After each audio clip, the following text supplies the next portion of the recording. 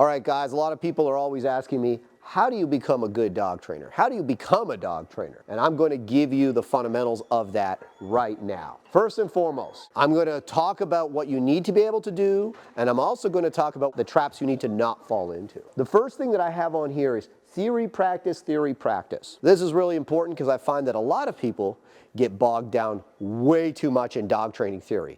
When I started in dog training, there wasn't a lot of stuff available on the internet. We had internet, of course, I'm not that old, but there wasn't a lot of information available the same as there is now.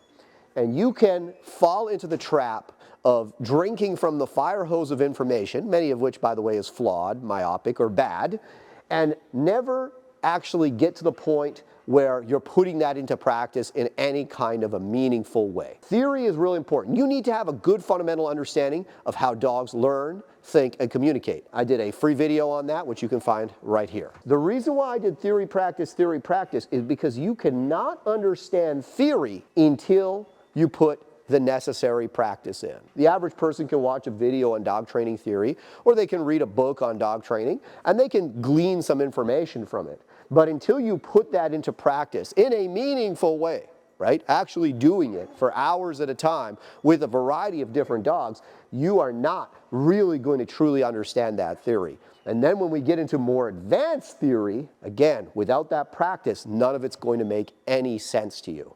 Are you ready?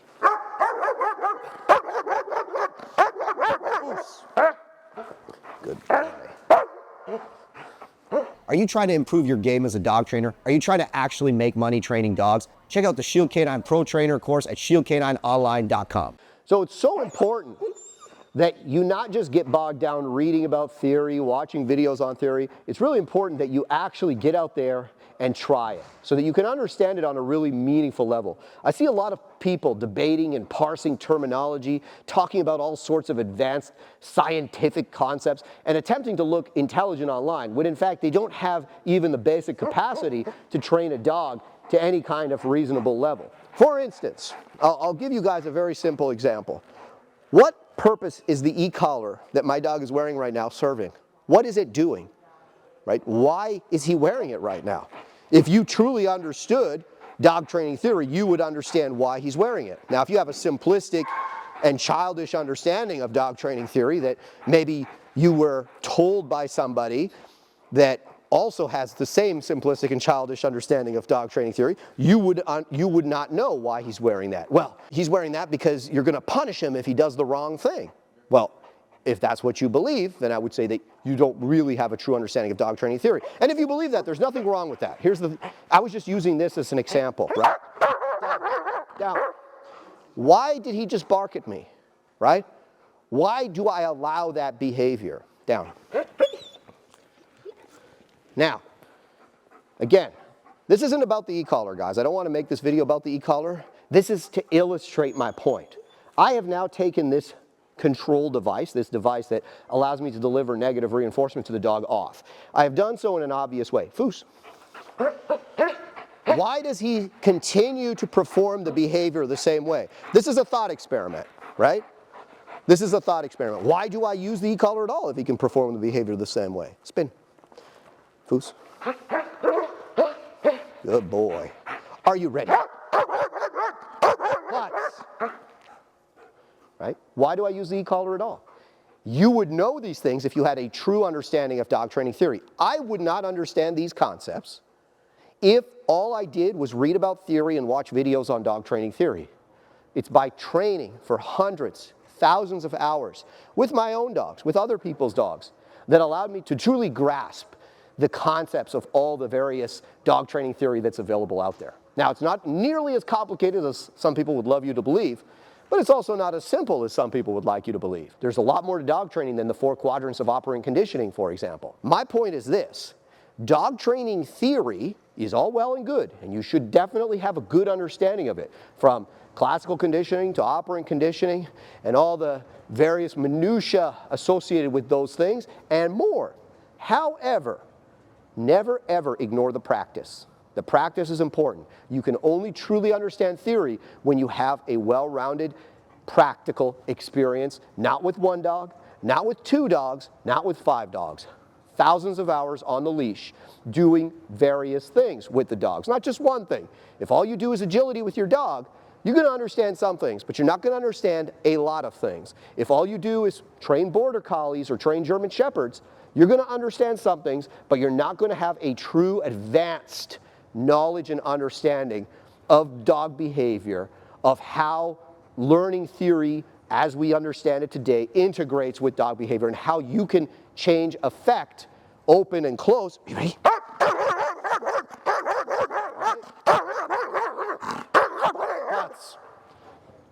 Right?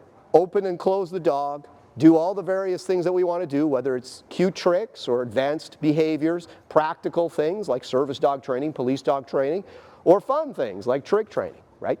You will not be able to understand these things unless you actually get out there and do. So read, watch, and do. Don't ever forget the do. So that's number one.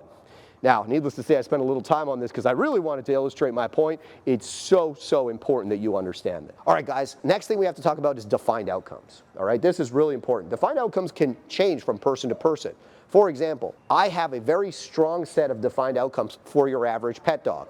I have a strong set of defined outcomes for a protection dog or for a dog that I do IGP with. I have clear defined outcomes that objectively can be viewed and determined to be successful or not successful. So for instance, with your average pet dog, with me, I need that dog to be able to walk next to you on the leash or off the leash, down. I need that dog to be able to hold it down, sit. I need that dog to be able to hold a sit, place. I need that dog to be able to go to a place, come, with me, right? I need that dog to be able to do a recall. I need that dog to be able to also ignore distractions, right, regardless of what those distractions are. Let me.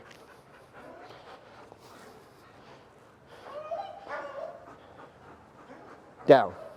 Clearly defined outcomes, right? That's what I want from a pet dog. Place. When your outcomes are defined, you will know if you are accomplishing them or not. I see a lot of dog trainers that don't have defined outcomes, and they don't train to defined outcomes, and they never get anywhere. It's kind of like if you said, look, Haz, I'm bringing you this German Shepherd. He's my pet dog. He's out of control. He doesn't listen to me. I want him trained. And I spent time giving him cookies, teaching him to spin in a circle and shake a paw. Would that be particularly productive? Probably not, because that's not going to fix your problems, right? So it's really important to set defined outcomes, whatever it is that you're doing, and make sure that you're getting the dogs to that place. When you are training to defined outcomes, you will know if you're being successful or not. And the more clear your defined outcomes are, the more clear your training will become. The next thing that you have to determine is, what kind of dog trainer are you? Now, I'm a believer that a dog trainer should have a variety of experience. Now, I know that everybody has their personal preferences. For instance, for me, I truly enjoy dog sport.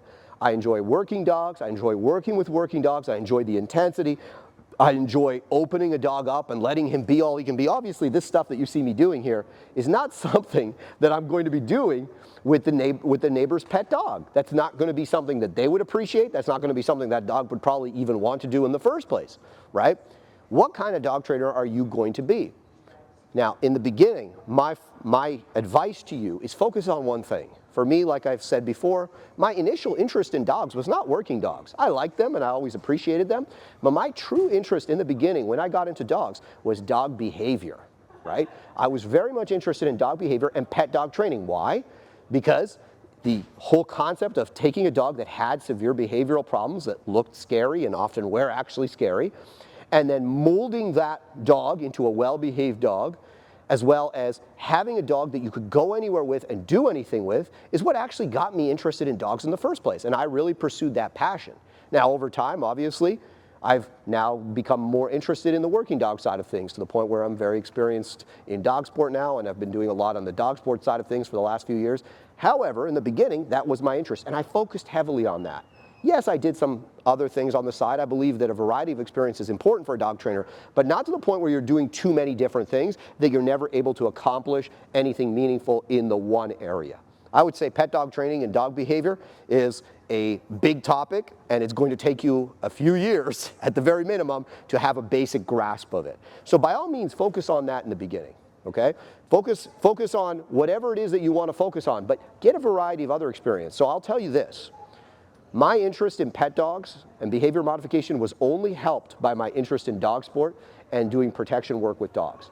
I developed a true understanding of dog aggression, right, that you would never get if you just train pet dogs. I understand aggression in a way that is significantly more complex than I would understand it if all I did was try to suppress it, control it, avoid it, right? Which is what typically you will do if you're a pet dog trainer. Versus as a protection trainer, right, as someone that trains protection dogs and does dog sport, bite sport to be specific, I have a much more multivariate grasp of aggression, and it's a lot less intimidating for me because I actually teach dogs to manifest it, control it, and channel it. So you guys can see, like, your expertise and knowledge in the various different aspects of dog training, whether it's police dog training, protection training, service dogs, pet dogs, whatever you want to come up with, is only going to help your fundamental focus. So focus on one thing, but don't be afraid to try other things and slowly learn those things. Don't try to do everything all at once. Don't go 100% in every category because you'll never get anywhere. But by all means, try different things, right? You'll find that the more you understand the different things, the better you're going to be at the one thing that you really want to be good at. Now, next, let's talk about mentorship or self-education. Which should you do? Well, it totally depends on you. For me, I'm a very independent guy. I'm generally a little bit more on the disagreeable side. And having a mentor or going and studying under somebody, number one, wasn't even an option for me because we really, at the time when I was getting involved in dog training in a meaningful way, there wasn't really any of those available in any kind of proximity to me. And that being said, I also am somebody that really likes to find out things for myself. The plus side of doing it by yourself is obviously you're not beholden to anybody. You don't have maybe any responsibility to somebody. Generally, mentorship is not free, right? Either you're paying them or they're paying you to work for them, but of course there's certain responsibilities. I'm a moral person. I believe in loyalty. I believe in, keeping my word, so on and so forth. So when you enter into that kind of relationship with somebody, you have to understand that there's going to be responsibility and obligation going both ways in that type of relationship. The plus side of it is, from a mentorship perspective, you're going to get the information a lot faster. You're jumping off from a place where that mentor is already. So those people that have, studied under me and become dog trainers in their own right from working with me, they didn't have to figure it all out for themselves. They actually started with my base of knowledge and then grew from there, right? So that's the benefit. It takes a lot less time, a lot less trial and error. There's someone you can call, there's someone you can ask, there's someone that will show you. So the time is a lot less, right? But like I said, the cons are you're going to be entering into some form of obligation with that individual. And as long as you're comfortable with that and that suits you, perfectly fine, right? Also, some mentors, especially in dog training, just be aware, are not particularly happy if you decide to go and work with other people. And for me in dog training, I was always someone that went to seek knowledge in a lot of different places, and I didn't allow anyone to ever tell me who I could or could not learn from, right? Now, understandably so, I see this, and let me make this clear. I know this is kind of becoming a big long video where I'm jumping into a lot of different tangents, but I think this is a complex topic and I can't just summarize it in 5 minutes, right? Don't be that person that runs from one person to another person to another person and always kind of trying to restart and re-educate yourself from the beginning. Find a mentor if you're going to find a mentor, and you should be selecting a mentor that has a demonstrated competence in the thing that you want mentorship in. So if you want to be mentored by a pet dog trainer, a successful pet dog trainer, somebody who's good at behavior modification, they should have demonstrated competence in that thing. And then you go and you learn from them and you have a good grasp and understanding of what they do before you then go and try to, enhance your knowledge by going to somebody else. I see a lot of people that never develop any kind of even basic grasp. They don't create a foundation for themselves, and they're always jumping from this person to that person to that person, and they never get anywhere because they've never built that foundation. Foundation is so important, whether you're doing dog sport, behavior mod, pet training, whatever else. Super important. Now, if you're going to learn on your own, the good news is, in this day and age, it's a lot easier. Here. Here. The reason why I say it's easier is because there's a lot more information available now. You've got courses like mine on how to become a dog trainer. You've got online resources. You've got in-person resources. You've got numerous programs on how to train dogs. Enter. Yep. You got numerous programs out there on how to train dogs, and you can really educate yourself if you're sufficiently motivated. The big thing is, again, you have really, really got to make sure that the information that you're getting is good and that you're getting that practice in. And if you're on your own, it can be hard to get that practice. For me personally, luckily I'm a big believer in owning multiple dogs, so I had multiple dogs, and of course I would find my way to get my hands on different dogs and practice the training that, you know, I was practicing. So that's number 3. Good. Out. Rotate. Rotate. Rotate. Platz. Steh. Platz. Steh. Sit. Platz. Are you ready? Bark. Yep. Out. Bark. Spin. Platz. Are you critical of yourself? Right? Are you able to evaluate yourself critically? Do you have someone to evaluate you critically? For me personally, I find that making video of my training was very helpful, because sometimes I would watch a video, and because I was training to a defined outcome, I would say, ooh, that doesn't look good, right? That doesn't make sense. I don't like that. And I would remember it in the next session to make sure that I corrected those mistakes that I saw myself making in video. Do you train with people that are able to evaluate you from a critical perspective? Ooh, that's not really good, man. I don't like the way you're doing that. Maybe try it like this, right? This is really important, and a lot of trainers lack this. A lot of people that think that they're really good are never really good because they don't accept that critical evaluation. So important, right, to be able to look at what you do, find the mistakes, and improve upon it.